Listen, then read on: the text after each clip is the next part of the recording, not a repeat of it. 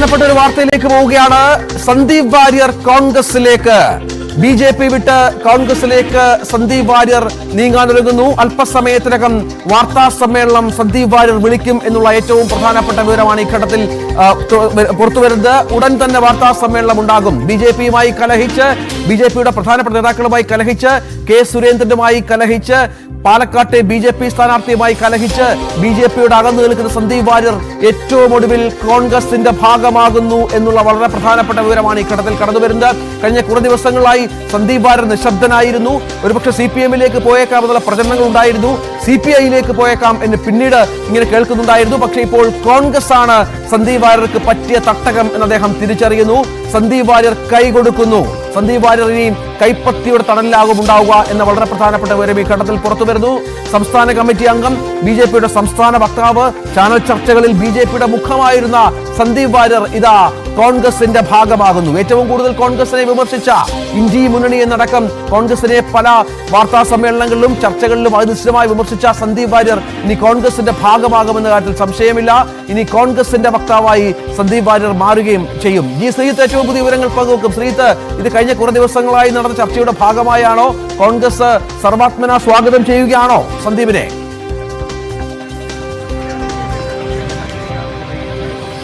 അങ്ങനെ സ്വാഗതം ചെയ്യുന്നു എന്നാണ് മനസ്സിലാക്കാൻ സാധിക്കുന്നത്.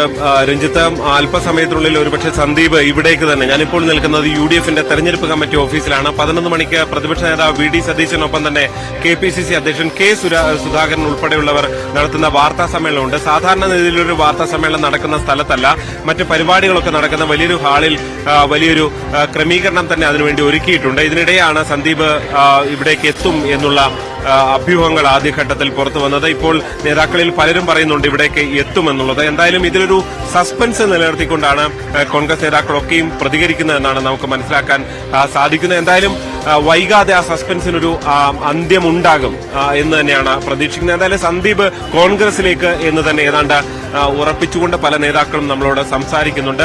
പക്ഷേ എപ്പോൾ, എങ്ങനെ, ഏത് വേദിയിൽ വെച്ച് സ്വീകരണം എന്നുള്ളത് ഏതാനും മിനിറ്റുകൾക്കുള്ളിൽ തന്നെ ഇതിലൊരു അന്തിമമായ വ്യക്തത വരുമെന്ന് തന്നെ പറയേണ്ടി വരും. എന്തായാലും ഞാനിപ്പോൾ നിൽക്കുന്ന ഈ ഓഫീസിന്റെ മുകളിലത്തെ നിലയിൽ വലിയ ക്രമീകരണങ്ങൾ ഒരുക്കിയിട്ടുണ്ട്. ഇവിടെ വലിയ ആകാംക്ഷയോടെ പ്രവർത്തകരൊക്കെയും കാത്തു നിൽക്കുന്ന കാഴ്ചയും നമുക്ക് കാണാൻ സാധിക്കും. ഒരുപക്ഷെ സന്ദീപ് എത്തുന്നു എന്ന വാർത്ത പുറത്തു വന്നതോടെ അതിന്റെ ഒരു വലിയ കൗതുകത്തോടെ പ്രവർത്തകരൊക്കെ കാത്തു നിൽക്കുന്നുണ്ട്. ഈ ഓഫീസിനുള്ളിൽ പ്രതിപക്ഷ നേതാവ് ഉൾപ്പെടെയുള്ളവർ ഉണ്ട് എന്നാണ് നമുക്ക് അറിയാൻ സാധിക്കുന്നത്. എന്തായാലും സന്ദീപിനെ സംബന്ധിച്ച് കഴിഞ്ഞ തുടക്കം മുതൽ തന്നെ സന്ദീപിന്റെ ഒരു രാഷ്ട്രീയ ലൈൻ, ഈ ബി.ജെ.പിയുമായി ഒരു പ്രശ്നം ഉണ്ടാകുമ്പോൾ തന്നെ ഇനി സന്ദീപ് ബി.ജെ.പിയിലേക്കില്ല ഏതാണ്ട് ബി.ജെ.പി കൃത്യമായി ഉറപ്പിച്ചിരുന്നതാണ്. കാരണം അതിന് പല രാഷ്ട്രീയ സാഹചര്യമുണ്ട്. RSS നേതാക്കൾ ഉൾപ്പെടെ വീട്ടിലേക്ക് എത്തിയപ്പോഴും സന്ദീപ് വഴങ്ങിയിരുന്നില്ല. അപ്പോൾ സന്ദീപിന്റെ ലക്ഷ്യം മറ്റൊന്നാണ് എന്ന് ബി.ജെ.പി അന്ന് തന്നെ വിലയിരുത്തിയിരുന്നതാണ്.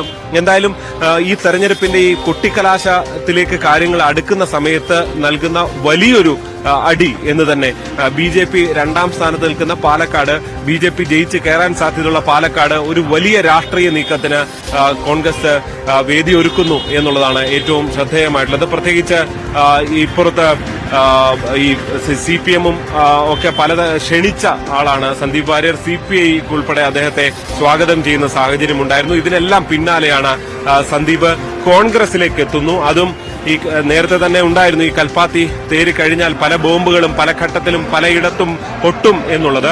ഇതുവരെ ഇന്ത്യ മുന്നണി എന്നൊക്കെ വിളിച്ച് കളിയാക്കിയിരുന്ന സന്ദീപ് വാര്യർക്ക് ഇനി ഇത് ഇന്ത്യ മുന്നണിയായി മാറുന്ന നിമിഷങ്ങളാണ് ഉള്ളത്.